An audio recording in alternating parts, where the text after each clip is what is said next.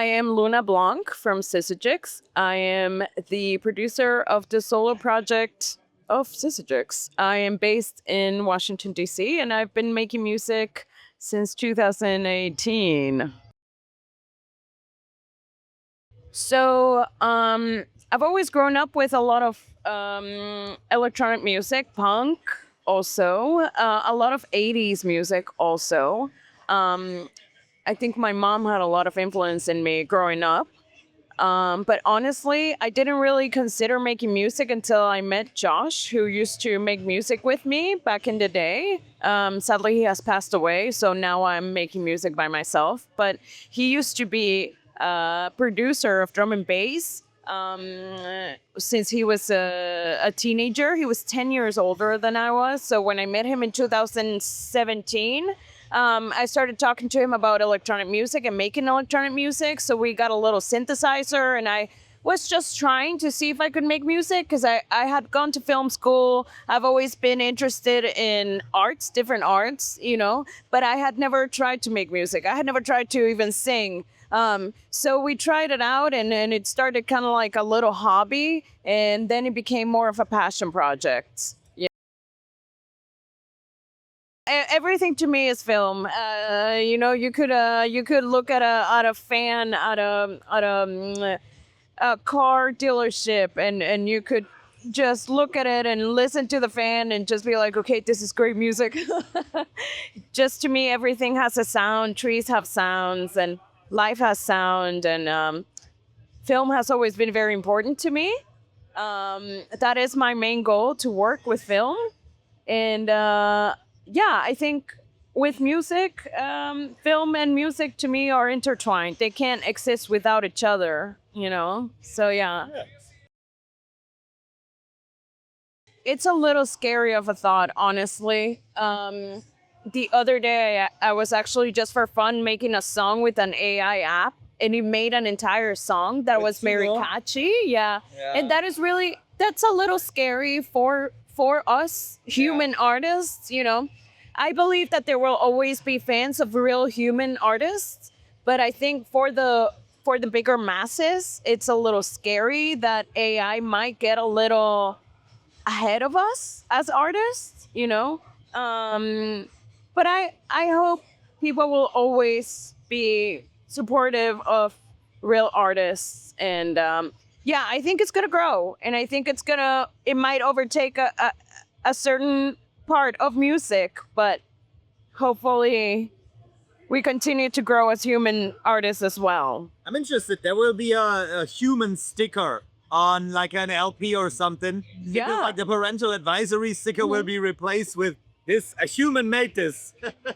Because exactly. that now people feel the interest of that. But I also think that since since AI can copy music really good, I think a lot of people will be forced to make new interesting shit so AI can't copy it or something like that. Yeah, and that's what's scary, you can be a really great artist, and then AI just takes your stuff and it just copies it.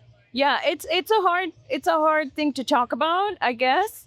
But we'll see what happens. Yeah, it was really good. We had a few technical issues. Of course, your perspective from stage is always different. You always wonder if people are having a good time. But it was such a great crowd, and it was such a great experience to be up there. And even with the technical issues that we had. And then you went in there. Yeah. That's something that I love to do. I love being with the crowd because I connect with the crowd so well when I'm playing music live. I think I have a lot of fun when I can feel people next to me dancing. It's more of an experience to me rather than just a performance. So I had a lot of fun going down, and dancing with people. And I feel like people have a lot of fun also with that. Maybe they feel more connected with the artist when we do that. It's just a personal preference, of course. It's almost kind of like if I'm on stage, I feel like kind of like a lion in a cage almost, So yeah, we had the little hiccups on stage, but we had a lot of fun also. That is It's also amazing. Oh my God, we've never been here before, and I've never played in a forest festival, so this is very unique, and I really loved it. It's a great experience. Like right now, if I were to answer that question, it would be Kalte Nacht, you know? But like I've bonded so much with them, you know, that it's almost biased. But that's how I feel right now, you know? So I think there are no real not do's, you know? I think you have to try to experiment with what your passion is, which is, you know, it could be singing, it could be in synthesizers, it could be in guitar, it could be in bass, drums, whatever it is. I think you need to just follow your heart, and there are no, like, if you make mistakes, there are no real mistakes, if that makes sense. Like I don't think there's a don't when it comes to music, because you learn as you grow, and everything that you do in music is an experience, and then next time you'll do better. And I think so long you follow your passion and you follow your hearts, I think you'll do great as a musician. Yeah.